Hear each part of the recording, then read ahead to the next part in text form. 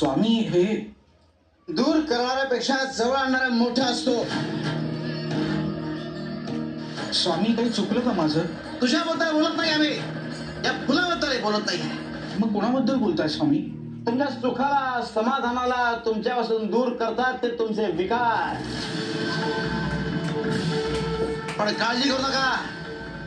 अरे गुरु सोबत असेल तर तो तुमच्या विकारांना दूर सारून तुम्हाला तुमचं सुख आणि समाधान मिळवून देतोच. स्वामी, मग आम्ही काय करावं? श्रद्धेने गुरुचा आधार घ्यावा. अरे ज्याने गुरुचा आधार घेतला त्याला आयुष्यात कधी काही कमी पडत नाही. स्वामी, आपण धन्य आहात. तुमच्या प्रत्येक कृतीतून काही ना काही शिकायला मिळतं आम्हाला. सांगाय गुरुचं निरीक्षण करत राहा. अरे त्यातून शिकायला तर मिळतच, शिवाय कुठली कृती करू नये हे सुद्धा शिकायला मिळतं. सतत शिकत राहण्याची वृत्ती महत्वाची आहे.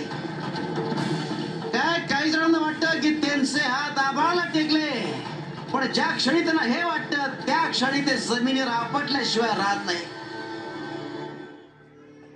शिव शंकर शंभो.